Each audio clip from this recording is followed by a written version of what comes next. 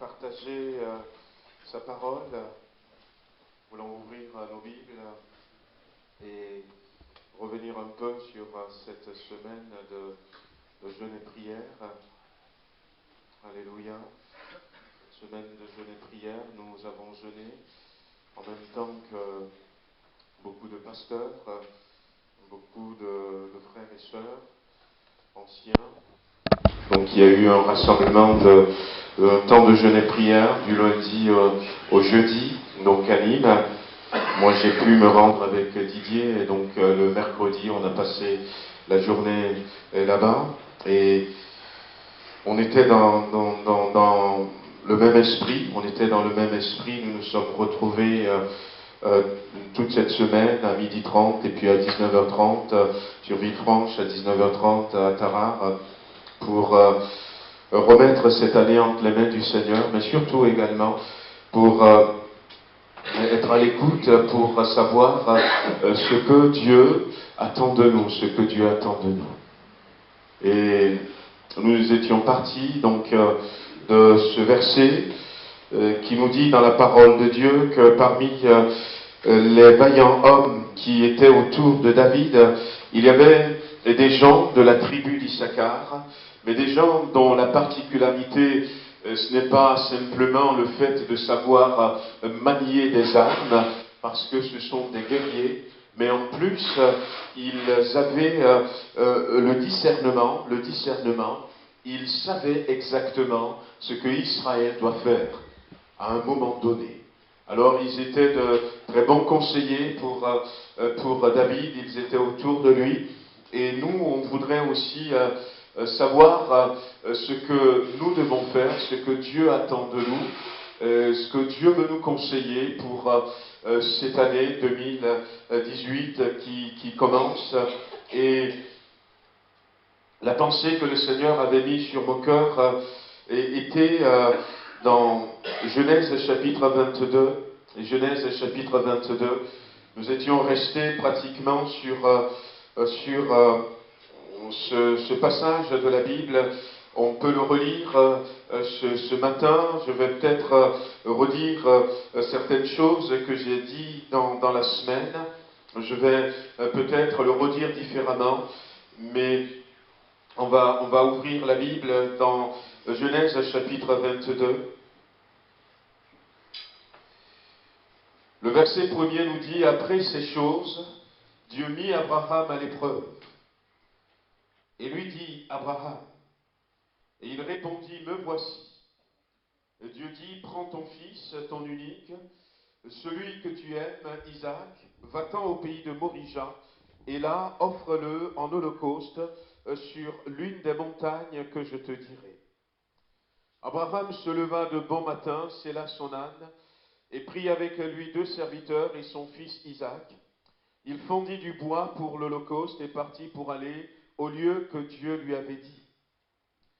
Le 3e jour, Abraham, levant les yeux, vit le lieu de loin, et Abraham dit à ses serviteurs, restez ici avec l'âne, moi et le jeune homme, nous irons jusque-là pour adorer, et nous reviendrons auprès de vous.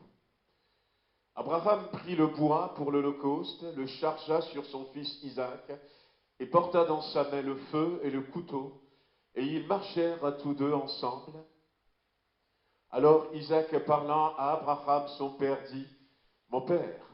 Et il répondit, me voici mon fils. Isaac reprit, voici le feu et le bois, mais où est l'agneau pour l'holocauste? Abraham répondit, mon fils, Dieu se pourvoira lui-même de l'agneau pour l'holocauste. Et ils marchèrent tous deux ensemble. Lorsqu'ils furent arrivés au lieu que Dieu lui avait dit, Abraham y éleva un autel et rangea le bois. Il y a son fils Isaac et le mit sur l'autel par-dessus le bois. Puis Abraham étendit la main et prit le couteau pour égorger son fils. Alors l'ange de l'Éternel l'appela des cieux et dit, Abraham. Et il répondit, me voici, me voici. Mais la suite de la Bible nous dit que l'ange dit, n'avance pas ta main sur l'enfant et ne lui fais rien, car je sais maintenant que tu crains Dieu et que tu ne m'as pas refusé ton fils, ton unique. Abraham leva les yeux et vit derrière lui un bélier retenu dans un buisson par les cornes, et Abraham alla prendre le bélier et l'offrit en holocauste à la place de son fils. Abraham donna à ce lieu le nom de Yahvé-Jiré. C'est pourquoi l'on dit aujourd'hui, à la montagne de l'Éternel, il sera pourvu. L'ange de l'Éternel appela une seconde fois Abraham des cieux et dit, je le jure par moi-même, parole de l'Éternel, parce que tu as fait cela et que tu n'as pas refusé ton fils, ton unique, je te bénirai et je te multiplierai, je multiplierai ta postérité comme les étoiles du ciel et comme le sable qui est sur le bord de la mer. Et ta postérité possédera la porte de ses ennemis, et toutes les nations de la terre seront bénies en ta postérité, parce que tu as obéi à ma voix. Abraham étant retourné vers ses serviteurs, ils se levèrent et s'en allèrent ensemble à Beersheba, car Abraham demeurait à Beersheba. Amen. Voilà donc, nous connaissons pour la plupart d'entre nous ce passage de la Bible. On était resté dessus, on avait parlé de l'obéissance, on avait parlé de la croix, on avait parlé du Saint-Esprit, on avait parlé de la parole de Dieu, on avait parlé de cette atmosphère qui régnait autour de ce sacrifice. Et on s'était arrêté non seulement sur l'atmosphère qui se manifestait autour de ce sacrifice, on s'était arrêté aussi sur les conséquences de l'obéissance par amour à la voix de Dieu d'Abraham. Et le résultat final, c'est vrai, c'est ce que Dieu a dit, qu'il va y avoir une bénédiction.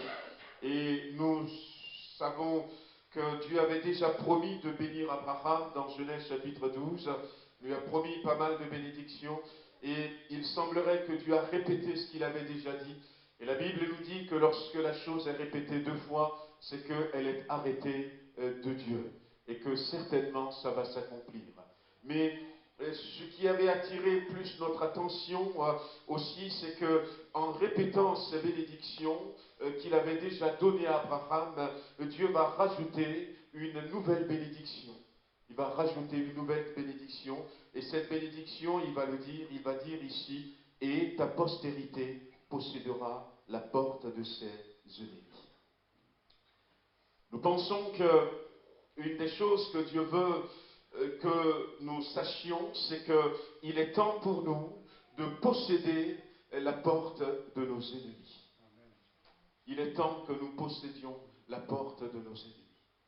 Alors, pour faire court, je disais la dernière fois que à l'époque, lorsqu'il y avait des portes tout autour des villes, des portes tout autour des nations,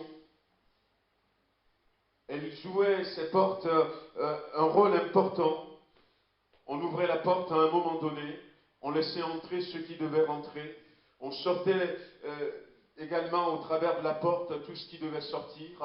Dans l'Israël de l'époque, il y avait plusieurs portes. Il y avait par exemple la porte du fumier, par laquelle on sortait tout ce qui doit sortir comme déchet de la ville.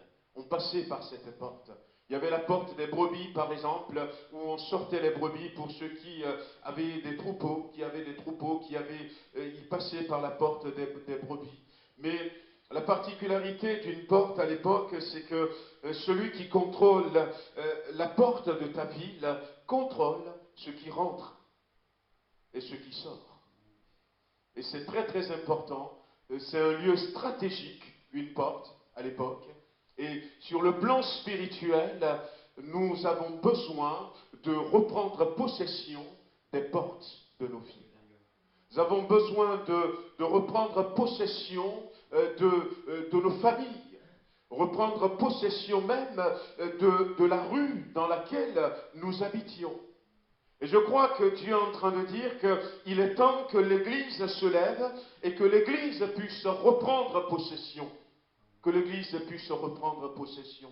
Un exemple concret, c'est notre nation de la France.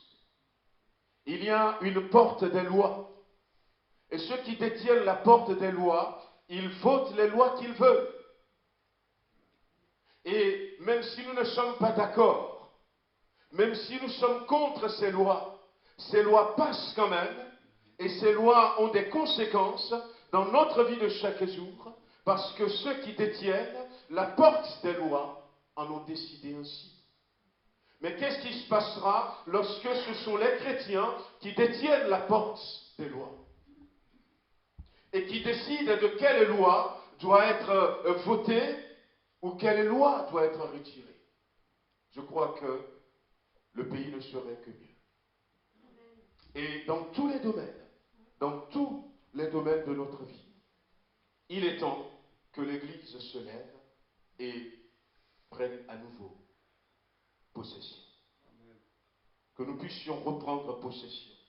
Prendre possession de nos familles. Nos familles, eh bien, quand nous les voyons, encore nous, gloire à Dieu. Mais quand nous sortons dans l'église, on voit beaucoup de parents, leur famille leur échappe. Il y a même des personnes qui sont dehors, leur vie leur échappe. Mais il est temps que l'église puisse à nouveau prendre contrôle. Prendre contrôle. Et cette année, dans les semaines à venir, dans les mois à venir, Dieu veut nous conduire. Dieu veut nous conduire vers cette vérité, cette réalité. Alors nous sommes restés sur ce passage. Nous avions dit beaucoup de choses en 5 jours. Et je ne pourrai pas revenir sur toutes ces choses, mais ce matin, je vais essayer de revenir sur quelques points essentiels, des éléments qui nous aideront à reprendre possession de notre vie spirituelle, à reprendre possession de notre vie familiale, à reprendre possession de nos couples, à reprendre possession de nos enfants, à reprendre possession de notre Église, et comme je dis, à faire la loi, même dans les lieux où nous travaillons. Le chrétien peut faire la loi. Non pas en disant il faut faire ceci, mais en utilisant les clés que Dieu met à notre disposition. La première clé dont je vais parler ce matin, c'est la clé de l'épreuve. Je vais commencer par là. Si nous voulons reprendre possession, nous devons être prêts à être éprouvés. La Bible dit que ceux qui veulent vivre pieusement dans le Seigneur seront persécutés. Alors si je refuse de traverser des épreuves, ça voudrait dire que je refuse de marcher dans la piété. Je refuse de marcher dans la victoire. La Bible nous dit, après ces choses, Dieu mit Abraham à l'épreuve et va lui parler. Dieu va mettre Abraham à l'épreuve. Tout va commencer par là. Pour que finalement Abraham puisse entendre cette parole, ta postérité, ta descendance possédera la porte de ses ennemis. Il a fallu partir de l'épreuve. De l'épreuve.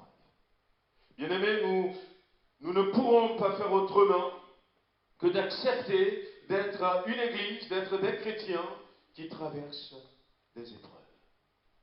La Bible nous dit, vous recevrez une puissance, le Saint-Esprit survenant sur vous, et vous serez mes témoins.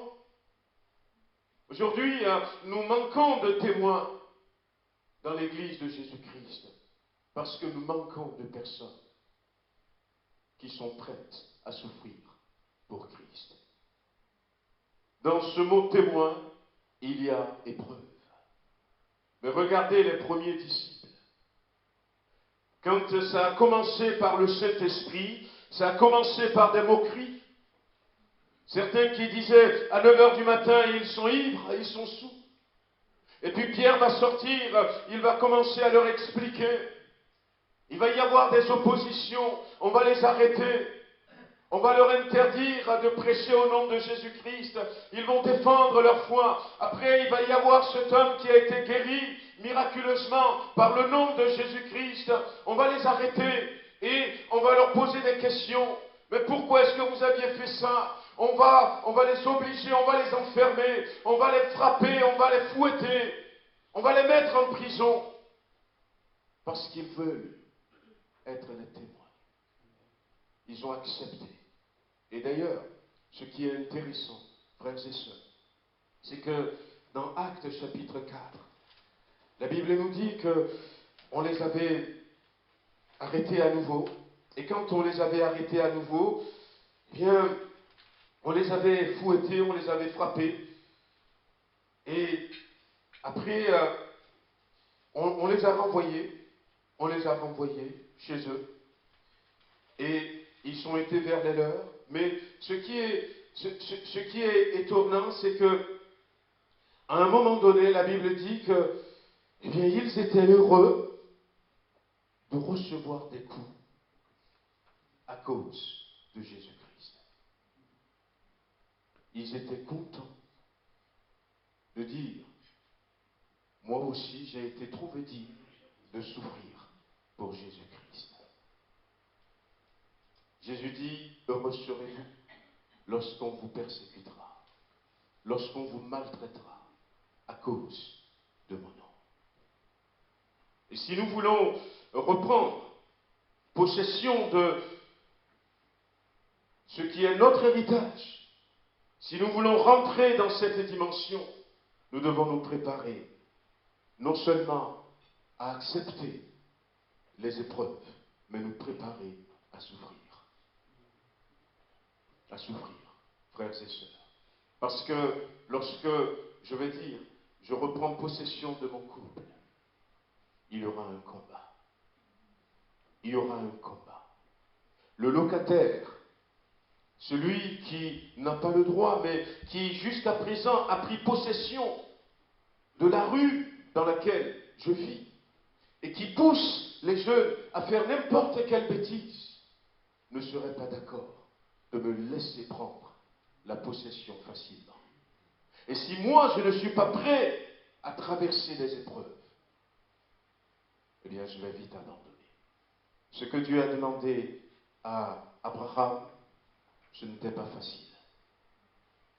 Tu vas me sacrifier ton fils, celui que tu aimes, ton unique. Il sait très bien ce qu'il dit. Ce n'est pas Ismaël, ce n'est pas quelqu'un d'autre. À un moment donné, il dira, Eliezer, il pensait que Eliezer de Damas, qui était né dans sa maison, sera son héritier. Peut-être qu'il le considérait comme son fils, mais non, ce n'est pas lui. Dieu a bien précisé. Bien-aimés, la première clé, c'est que nous soyons prêts. Nous soyons prêts. Dieu va nous demander des choses. Dieu va nous éprouver. La Bible revient beaucoup sur cela. L'apôtre Paul, alors qu'il s'était relevé de terre, après qu'on l'ait persécuté, dans Actes chapitre 14, et ce jour-là, on l'avait lapidé, l'apôtre Paul. On l'avait lapidé, on croyait qu'il était mort. Et la Bible dit que les frères étaient venus. Actes chapitre 14, verset 21, ils l'ont entouré. Et puis finalement, il s'était relevé. Mais il n'a pas pour autant abandonné. Il avait continué. Et il disait, c'est par beaucoup de tribulations qu'il nous faut rentrer au ciel. Est-ce que nous sommes prêts à souffrir pour la cause de Dieu? Vous savez, nous avions chanté tout à l'heure, nous avons glorifié le nom de Jésus. Nous pouvons le louer encore parce qu'il en est digne. Mais vous savez ce qui donne à Jésus-Christ cette gloire, cette position aussi élevée. Le nom de Jésus-Christ qui brise toute chaîne, c'est parce que d'abord, il a souffert. Sans souffrance, pas de gloire. Sans souffrance, pas de victoire, frères et sœurs. C'est vrai, il y a l'évangile à l'eau de rose, mais le vrai évangile nous dit qu'il faut que la graine meure pour que la plante pousse. Que le Seigneur nous aide à équiper notre pensée. à équiper notre pensée. Moi, j'étais la semaine dernière au comité AEP. Je disais qu'on visite 40 pays et c'est vrai que les frères qui vont sur le terrain, un peu partout, surtout en Asie du Sud-Est, et quand ils nous font le rapport, de comment vivaient les chrétiens là-bas, il y en a un gaillard, qui, à un moment donné, alors qu'il racontait comment vivaient les chrétiens, ce qu'il voyait sur le terrain ne peut s'empêcher de fondre en larmes. Mais ils sont debout, ces chrétiens-là, et ils vivent la gloire de Dieu. Je ne sais pas ce que Dieu nous demandera, mais à nous d'équiper notre pensée, que si nous voulons reprendre possession de notre vie, que ce ne soit pas la maladie qui nous contrôle, que ce ne soit pas les soucis qui nous contrôlent, que ce ne soit pas les circonstances, les vents contraires, les tempêtes qui nous disent s'il faut se lever de lit ou pas, s'il faut manger ou pas. Ça n'a pas été comme ça dès le commencement. Dieu a dit dominer. Dominer surtout les poissons, sur les animaux, sur les éléments. Dominer sur la terre. Et le diable a volé ce droit à chacun. Mais en Christ, nous pouvons reprendre ce droit et dire c'est nous qui décidons. Mais si nous voulons le vivre, soyons prêts à souffrir. Deuxième point, la Bible dit que Dieu va s'adresser à Abraham. Et Dieu va lui parler, Dieu va s'entretenir avec lui.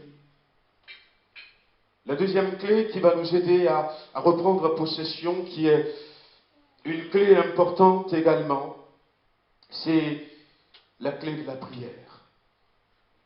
La clé de la prière. C'est dans des moments de prière, des moments de recueillement que nous entendons la voix de Dieu. La voix de Dieu. Abraham, nous l'avions dit dans la semaine, était un homme qui avait pris l'habitude de bâtir des autels à Dieu. Qui avait pris l'habitude de chercher la face de Dieu. Qui a rencontré Dieu à plusieurs reprises. Il avait pris cette habitude. C'était sa coutume. Et nous avons besoin peut-être de dynamiser notre vie de prière, frères et sœurs. Nous avons besoin d'élever la barre un peu plus haute en ce qui concerne notre vie de prière. Je me rappelle d'un réveil qui a eu, ça avait commencé aux États-Unis, c'était dans les années 1792-1800.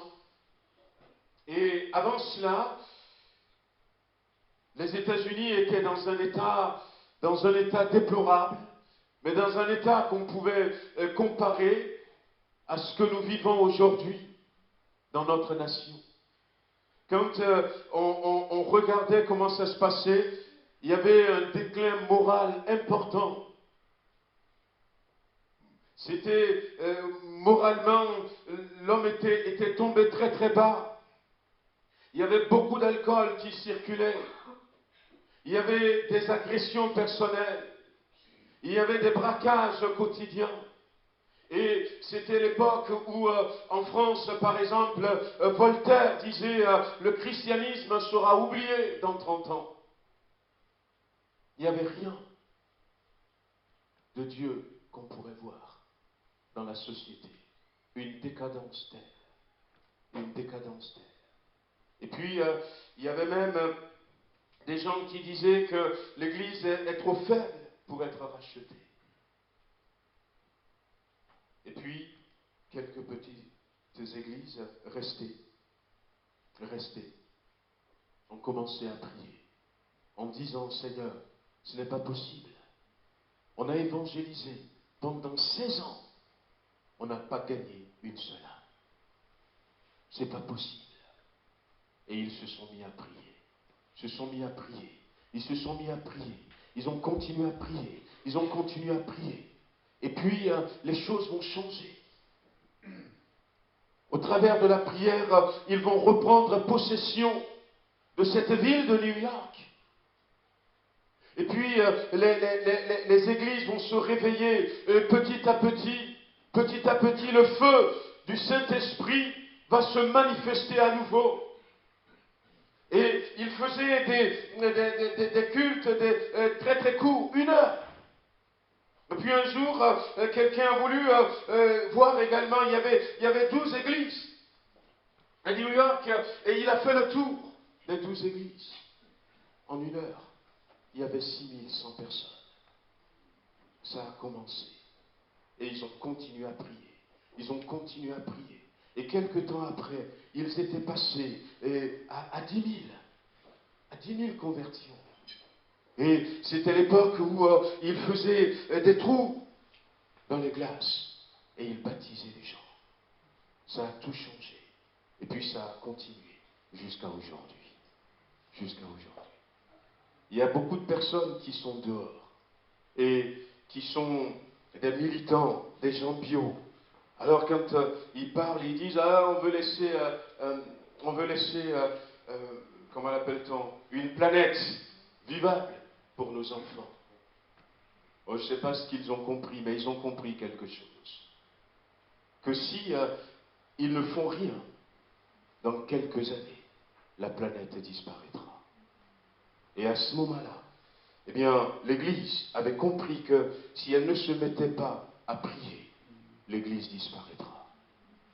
L'Église disparaîtra. Si nous ne prions pas pour ramener des inconvertis dans l'Église, si nous ne prions pas pour garder nos enfants dans l'Église, l'Église disparaîtra. L'Église disparaîtra. Abraham était un homme de prière. Il était dans la communion avec Dieu. Et nous ne pourrons pas faire sans la prière. Lorsque nous étions à Nîmes, Franck Alexandre avait raconté un témoignage et il disait qu'il était au Sri Lanka, dans une ville, j'ai toujours pas retenu le nom, Kandy, voilà. Dans cette ville de Kandy, qui était considérée comme, dis-le. C'est le lieu où il y a la relique de Bouddha. Voilà. Il y a même une dent de Bouddha. Si il a une dent contre vous. Et c'était très compliqué. Il était parti pour de l'évangélisation. Et il disait qu'ils avaient mis des affiches et tout. Mais 2 jours avant l'évangélisation en plein air, ces campagnes d'évangélisation, la pluie avait commencé à tomber. Une tornade qu'on ne pouvait plus arrêter. Les affiches étaient tombées par terre. Et ça ne tombait pas. Et la veille de l'évangélisation, ils étaient encore là, avec au moins 200 personnes, en train de prier, d'intercéder, de prier, d'intercéder. Ça fait déjà un moment qu'ils priaient déjà, parce qu'ils savent que par la prière, ils peuvent renverser les choses. Ils peuvent prendre possession des éléments. Combien de fois, nous, en Afrique, dans des campagnes d'évangélisation, nous avions prié pour que Dieu arrête la pluie. Pour que Dieu fasse que le soleil se lève. Combien de fois ils ont prié également, on a prié en Afrique, où l'Église dit, venez, la sécheresse a trop duré. On se retrouve à l'Église cet après-midi et on va prier pour que Dieu envoie la pluie. Ils étaient encore là. Après que les féticheurs ont fait leur possible, ça faisait des mois, des années, en train de prier. Et la pluie commence à tomber. La pluie commence à tomber. La prière. La prière. Alors Frère Alexandre disait qu'ils avaient, alors qu'ils priaient, à un moment donné, il va y avoir une prophétie. Une sœur va apporter une prophétie en disant, demain, et jusqu'à la fin de la campagne, il ne tombera plus une seule goutte d'eau. Et le lendemain, effectivement, eh bien, au moment où il n'a pas plu, et il nous racontait que les nuages étaient là tout autour de la ville. C'est comme si quelque chose les empêche de venir sur la ville. Amen. Alléluia, amen. Et alors qu'il voyait les nuages, et que le doute voulait reprendre peut-être le dessus, je ne sais pas, le Seigneur lui a donné une parole, en disant oui, la pluie ne reviendra pas. Et il avait commencé, il disait qu'il y avait d'abord 6000 personnes, ils avaient commencé, les gens ont commencé à être guéris par la puissance du nom de Jésus-Christ. Et il y avait tout à coup des bouddhistes, des prêtres bouddhistes habillés de jaune qui étaient arrivés et qui sont rentrés dans la foule, ont commencé à taper les gens, à disperser les gens. Mais ils ont continué à prêcher l'évangile. Et le lendemain, qu'est-ce qui s'était passé? Il a été convoqué par le ministre de la Santé. Et arrivé dans le bureau du ministre, le ministre avait quelques secrétaires avec lui. Il avait demandé au secrétaire de sortir, de les laisser seuls. Et le ministre va lui dire ce que lui lit dans la Bible chaque jour. Il a dit, ben, monsieur, les aveugles voient, les sourds entendent, les paralytiques marchent. C'est qui ce Jésus? C'est qui ce Jésus que vous prêchez?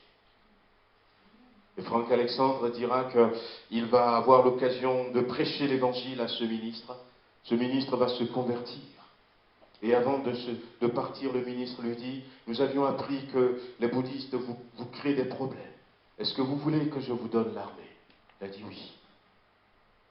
Et le lendemain, il y avait des militaires qui étaient là, avec leur kalachnikov.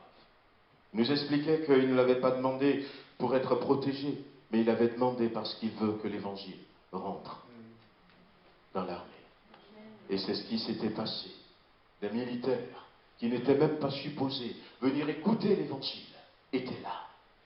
Kalachnikov dans une main levée au ciel, donnant leur vie à Jésus-Christ. Parce qu'ils ont prié. Amen. Ils ont prié. Bien-aimés, nous avons besoin de plier les genoux. Et quels que soient les obstacles, Dieu va les ôter. Quelle que soit la hauteur de la montagne, elle sera rabaissée. Peu importe l'état de ce chemin, Dieu va redresser le chemin devant nous. Les vallées seront rehaussées. Les chemins tortueux seront redressés. Les forteresses seront vaincues au nom puissant de Jésus-Christ. Nous avons besoin de redynamiser notre vie de prière. Nous avons besoin de faire un peu plus d'efforts dans la prière. J'avais dit ça le dimanche 7 en disant que cette année, il faut que nous mettons plus l'accent sur la prière. Et qu'on va mettre en place de nouvelles formes d'intercession.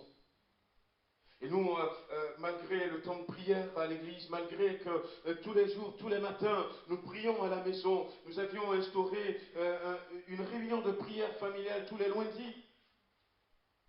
Et puis, quand on avait fait une fois ou deux fois, Maggie et Shalom étaient d'accord et ils m'ont dit, mais et si on rajoutait une autre réunion de prière familiale en semaine?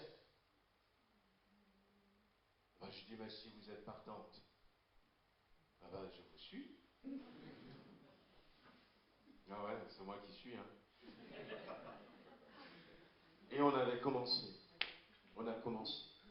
Bien-aimés, je reviendrai vers vous pour vous proposer d'autres formes pour nous encourager, pour rentrer plus dans la prière. Et nous ferons la gloire de Dieu. J'ai rencontré un ami à Bruxelles. Voyez-vous, j'ai rencontré un ami à Bruxelles. Et puis, cet ami, je ne l'avais pas revu, ça fait peut-être 19 ans, je ne sais pas, peut-être 18 ans. Et bon, j'avais son contact, il m'envoyait de temps en temps, vous savez, sur WhatsApp, des messages, tout ça. Et puis en allant à Bruxelles, je l'ai informé, j'ai dit, mais ce sera l'occasion de te revoir et si possible, voir ton épouse et les enfants. Mais c'était un ami qui venait tous les jeudis à l'époque à la maison, avec un autre, pour prier avec moi, pour ma famille, pour mon foyer et pour d'autres choses. Tous les jeudis, on était arrivé à un moment donné, on avait besoin. Et puis quand je l'avais revu, Alors j'ai dit, mais comment ça va et tout? On parlait. Elle a dit, mais je suis resté dans la prière. Aujourd'hui, on a une église de 1000 membres à Bruxelles. Mais qu'est-ce qu'on a prié? On est resté, on connaissait le secret, me disait-il. L'église était d'accord de se mettre en prière quand on avait commencé. On avait commencé, on était 60. Alors, ça fait à peu près 5 ans qu'ils ont commencé. Ils étaient 60, mais l'église était d'accord. Alors on avait parlé de la prière. J'ai dit, Seigneur, je suis sur la bonne voie. Je suis sur la bonne voie. Mettons-nous à prier, frères et sœurs. La deuxième clé, c'est la prière. La prière et le jeûne, la prière avec la parole de Dieu. Mais je vais avancer. Il y a quelque chose qui m'a frappé aussi dans ce passage de Genèse chapitre 22, où Dieu va parler à Abraham. Il y avait une atmosphère donc autour de cette obéissance, de ce sacrifice, mais il y a un mot qui a attiré mon attention. À un moment donné, vous savez, le petit va rentrer dans une dimension de révélation. Un bélier sera sacrifié, mais l'enfant qui ne savait rien va poser la question à son père, où est l'agneau pour le sacrifice? Où est l'agneau pour le sacrifice? Et 2000 ans plus tard, c'est Jean-Baptiste qui répondra à cette question en montrant du doigt Jésus-Christ, voici l'agneau de Dieu. Amen. L'enfant était rentré dans une dimension de révélation. Et l'enfant n'était même pas contre ce que son père allait faire. Parce que, on l'a vu tout à l'heure. Je vais retrouver ce mot. Il est dit, Abraham prit le bois pour l'Holocauste, le chargea sur son fils. Isaac et porta dans sa main le feu et le couteau. Et ils marchaient tous deux ensemble. Ils marchaient tous deux ensemble. Il y avait une unité entre le Père et le Fils. Il y avait il y avait une harmonie. Il y avait une symbiose. Il y avait une osmose. Ils étaient ensemble.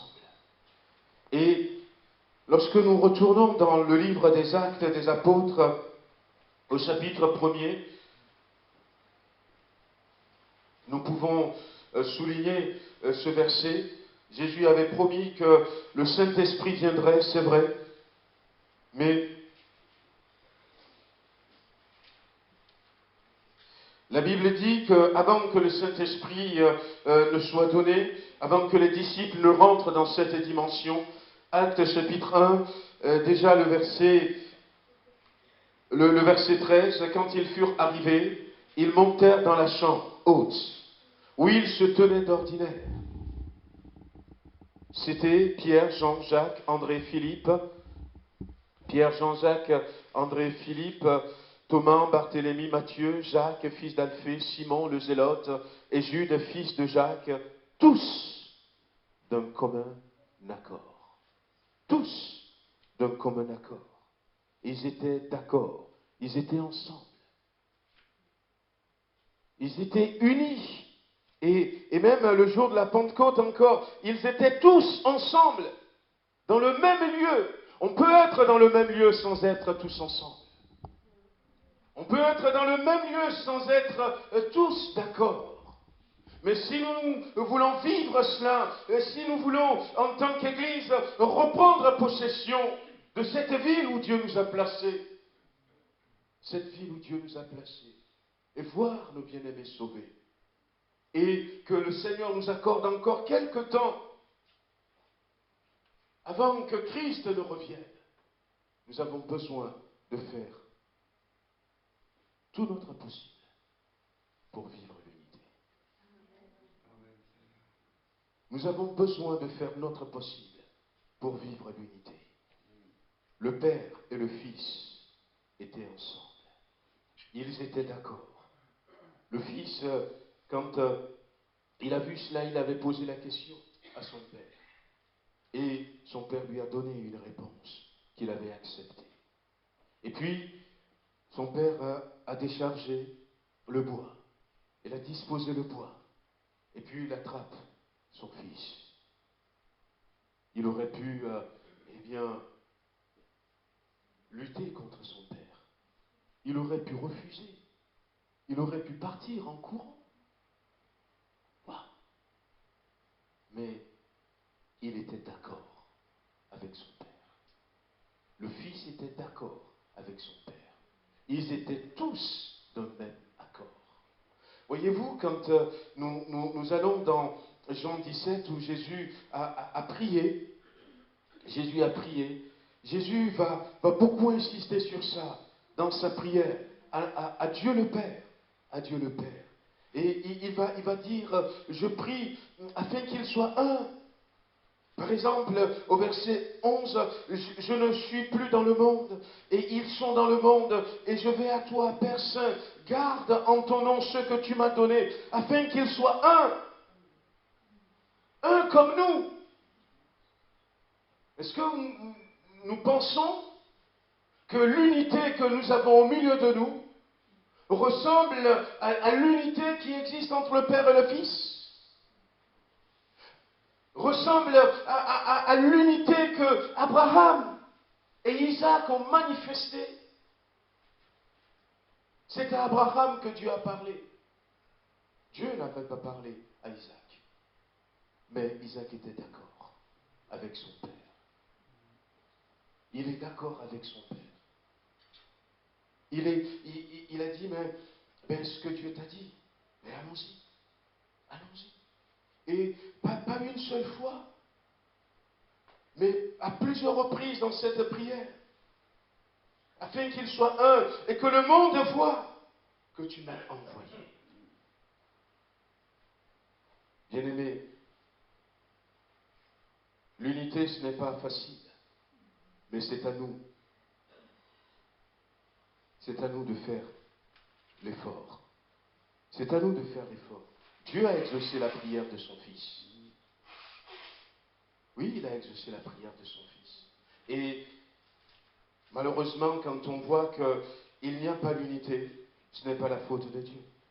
Non. Ce n'est pas parce que Dieu n'a rien dit. Non. La Bible dit que l'amour soit sans hypocrisie. Ayez le mal en horreur. Attachez-vous fortement au bien. Soyez pleins d'affection les uns pour les autres, par amour fraternel. Usez de prévenance réciproque. Ayez du zèle et non de la paresse. Soyez fervents d'esprit, servez le Seigneur. Persévérez dans la prière. C'est l'apôtre Paul qui le dit dans Romains. Ayez le mal en horreur, attachez-vous fortement. Par amour fraternel, soyez pleins d'affection les uns pour les autres. Et au chapitre 13, il dira, ne devez rien à personne si ce n'est de vous aimer les uns les autres. Wow. Ne devez rien à personne si ce n'est de vous aimer les uns les autres. Voici, je vous donne un commandement nouveau. Aimez-vous les uns les autres comme moi je vous ai aimé. Bien-aimés, on parlait du mensonge. Du mensonge. Mais le mensonge qui a gangréné nos cœurs. Le mensonge qui a saisi notre être intérieur. Comment peux-tu dire que j'aime Dieu que je ne vois pas, mais que tu n'aimes pas ton frère que tu vois? Et le diable nous pousse ainsi à vivre dans le mensonge. Jésus dira aux Juifs, pharisiens de son époque, qui ne savaient pas, mais qui vivaient comme ça, il va leur dire la vérité. Il va ouvrir la fenêtre et il va dire, regardez, vous avez pour père le diable. Ils pensaient que leur père c'est Dieu. Vous avez pour père le diable. Il a été menteur dès le commencement. Il est le père du mensonge. combien le diable nous pousse à donner des raisons, à trouver même des versets, des arguments. Mais ce que Dieu dit est clair. Si tu viens tout à l'heure pour donner l'offrande, et que, à l'époque, puisque le tronc est là et que les gens se levaient, en partant peut-être de derrière, comme on le fait encore dans certaines assemblées, quand tu vas prendre ton offrande et que tu vas te rappeler que tu es en froid avec quelqu'un, eh bien, puisque des fois ce n'est pas que de l'argent, c'est aussi du matériel, ben laisse-la, ta brebis, et va te réconcilier. Peut-être même avec quelqu'un qui n'est pas dans l'église. Va d'abord te réconcilier. Et puis après, viens et prends ton offrande et l'offre à Dieu. C'est dans le Nouveau Testament cela, frères et sœurs. Nous avons besoin, et nous ne pourrons pas faire autrement que d'être dans l'unité. Que d'être dans l'unité. Mais attention quand même, faisons attention. Faisons attention à ne pas nous mélanger. L'unité, mais pas le mélange. Pas le mélange, puisque la Bible nous met en garde. La Bible nous met en garde en disant que les ténèbres ne doivent pas aller avec la lumière. Et d'ailleurs, c'est vrai. Quand c'est noir, on met la lumière, le noir s'en va. Les deux ne marchent pas ensemble. Les deux ne marchent pas ensemble. Nous ne voulons pas nous mélanger, c'est vrai, avec peut-être des doctrines nouvelles qui n'insistent que sur l'amour et qui négligent le reste, mais un amour qui n'est pas de Dieu. Mais nous voulons vivre au niveau de notre communauté, au niveau de notre assemblée, une vraie unité. Bien-aimés, c'est le prix à payer, c'est les clés, c'est ce que nous voyons dans cet épisode de la vie d'Abraham. C'est ce qui va aboutir finalement à cette belle promesse. Vous posséderez la porte de vos ennemis. Puis, on ne peut pas passer sous silence, j'avais cité tout à l'heure la croix. Abraham était un homme qui va bâtir des autels pour Dieu. Et même ce sacrifice nous rappelle la croix du calvaire, où un père va sacrifier son fils, son unique, celui qu'il aime. Et si nous voulons posséder à nouveau la porte de nos ennemis, nous ne pourrons pas faire sans la croix. Et la croix nous dit beaucoup de choses, mais simplement j'aimerais m'arrêter un peu sur la sainteté. L'Église qui va reprendre possession de ces quartiers, de ces villes, de ces rues, ne peut être qu'une Église qui marche dans la sainteté. Qui marche dans la sainteté. Nous avons déjà été sanctifiés par Christ. Et c'est à nous de prendre conscience, comme on l'avait déjà dit. La Bible l'affirme, l'apôtre Paul l'a affirmé encore aux Thessaloniciens. On l'a lu ce matin. En mourant sur la croix, Christ nous a sanctifiés. Aux yeux de Dieu, il nous a sanctifiés. Et c'est à nous de prendre conscience que je ne suis plus comme j'étais avant, mais je suis un sanctifié, je suis une sanctifiée. Et refuser de continuer à regarder certaines choses qu'un sanctifié ne doit pas regarder, à tenir des propos qu'une sanctifiée ne doit pas tenir, à m'habiller comme quelqu'un qui n'a pas cette dimension. Je l'ai cette dimension. Il suffit que je prenne conscience. C'est ce que nous avions vu. Lorsque l'apôtre Paul va écrire aux Corinthiens, il va les appeler les saints. Aux saints qui sont à l'église de Corinthe. Il y avait beaucoup de problèmes dans cette église. Et il faisait allusion, non pas à la sainteté de leur comportement, mais à la sainteté que Christ avait obtenue pour nous. Et si nous ne prenons pas conscience que Christ nous a sanctifiés, nous allons vivre notre vie n'importe comment. Mais quand nous prenons conscience, eh bien, nous marchons dans cette sainteté. Quand on est conscient qu'on est président de la République il y a des propos qu'on ne tient pas. Il y a des comportements qu'on n'a pas. Même si avant, on a ces comportements. Même si avant, on parlait d'une certaine manière. À partir du moment où on se rend compte que maintenant, on est saint, ça doit nous pousser à changer certaines choses.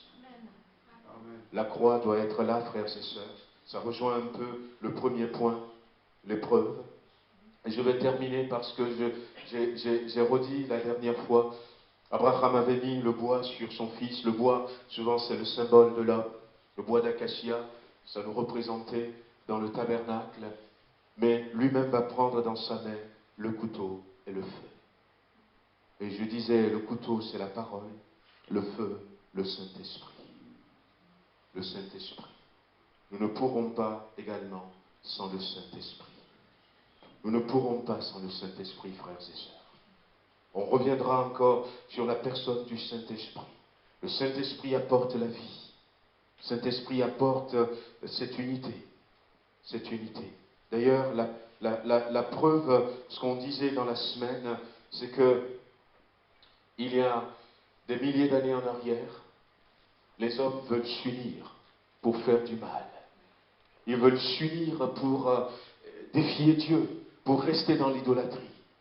Et le langage humain avait été confondu. Ils ne se comprenaient pas.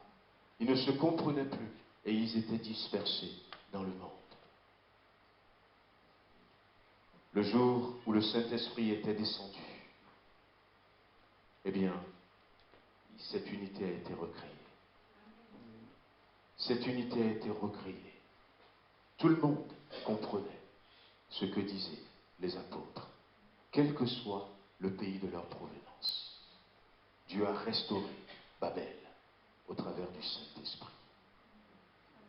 Le jour où Moïse a reçu la loi, les 10 commandements, il y avait l'idolâtrie dans la vallée. Et quand il était descendu, la colère de Dieu, 3000 personnes étaient mortes.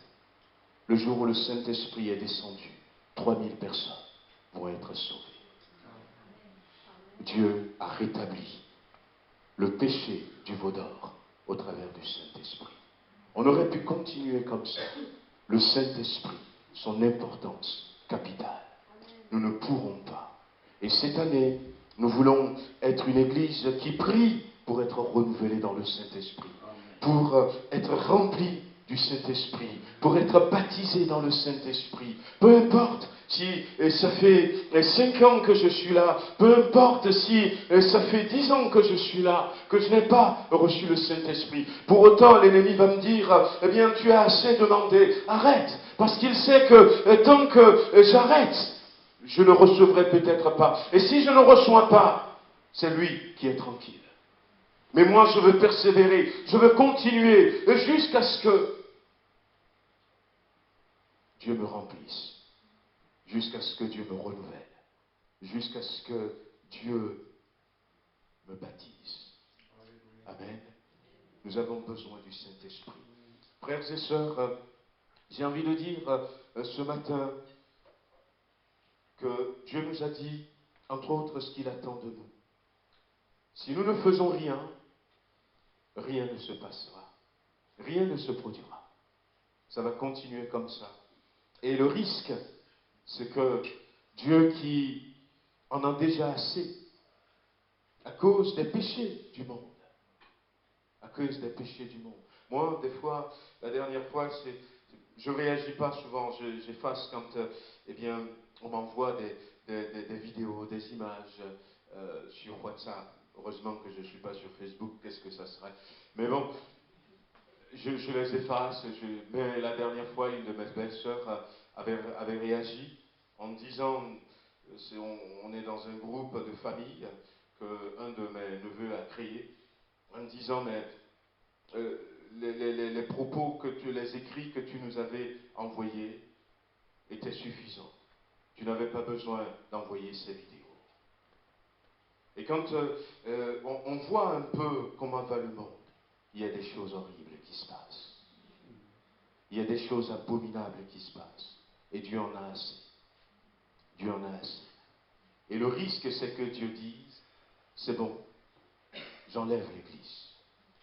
Et puis on s'en va.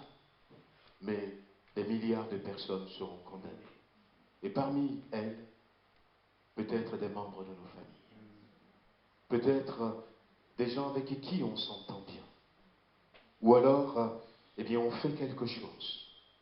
Et Dieu voit qu'on veut le salut des autres. On veut reprendre possession. Alors, il laisse encore un temps. Et le Saint-Esprit se manifeste. Et nous gagnons des âmes. Mais moi, je pense que c'est la meilleure solution, frères et sœurs. Que le Seigneur nous aide cette année à sortir peut-être de tous les obstacles qui nous empêchent et à rentrer dans ce plan afin de reprendre possession. On va baisser les têtes, on va prier quelques instants.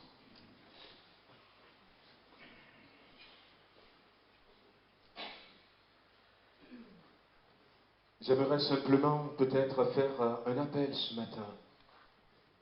Peut-être que quelqu'un a compris et a dit « J'ai besoin véritablement de vivre cela ». Peut-être que ça ne serait pas facile, mais je veux que le Seigneur m'aide à vivre cela, à être prêt à traverser des épreuves, à être un homme une femme qui plie les genoux et qui retrouve la force de la prière, à être quelqu'un également qui veut vivre l'unité. Je veux être cet homme, cette femme qui veut marcher dans la sainteté. Je veux être rempli, renouvelé du Saint-Esprit. Et je crois qu'il faut que nous commencions à poser des actes.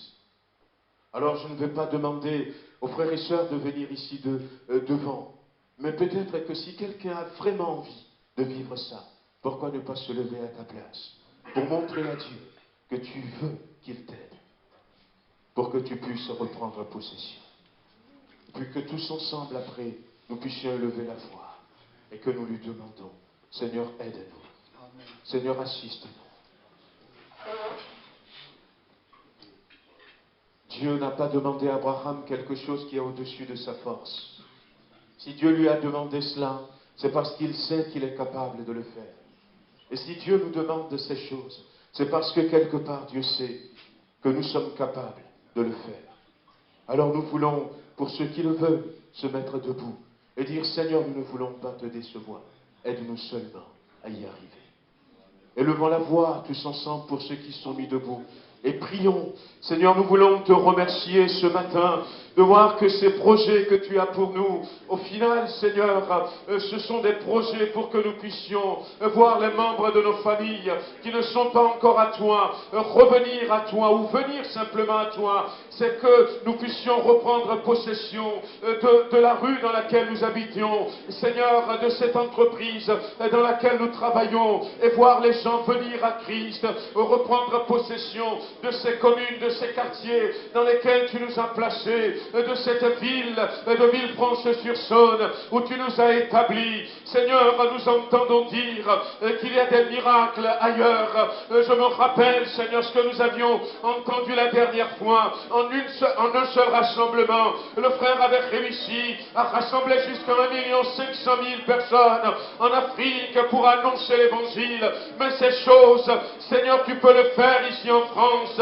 parce que le même Dieu qui agit là-bas, c'est le même Dieu qui est ici avec nous. Mais ce matin, nous comprenons que nous avons besoin de faire un pas, que nous avons besoin de ne pas te décevoir. Alors, en tant qu'individu, mais en tant qu'Église également, ce matin, nous nous mettons debout pour te dire, s'il te plaît, Seigneur, aide-nous à rentrer dans ce plan, dans ce programme. Aide-nous, Seigneur, à rentrer dans cet objectif. Je veux dynamiser ma vie de prière. Je veux armer ma pensée. Qu'il peut y avoir des souffrances, mais je ne baisserai pas les bras. Je vais résister, je vais persévérer, parce que je sais qu'il y a quelque chose de bon. Je veux être quelqu'un qui veut m'efforcer, qui veut travailler pour l'unité, pour être ensemble avec mon frère, avec ma soeur. Seigneur, je veux être celui qui veut marcher par l'Esprit. Je veux être celui qui veut marcher dans la sainteté. Non seulement moi, mais chacun de ceux qui se sont mis debout ce matin. Alors aide-nous. Aide-nous, Seigneur. Bénis-nous. Assiste-nous. Et donne-nous, Seigneur, de voir la moisson que tu as préparée pour nous, dans le beau et précieux nom de Jésus-Christ. Amen. Amen. Alléluia. Merci, Seigneur. Béni sois-tu. Louange et gloire à ton Seigneur. Au nom de Jésus-Christ. Amen. Amen. Vous pouvez reprendre place, frères et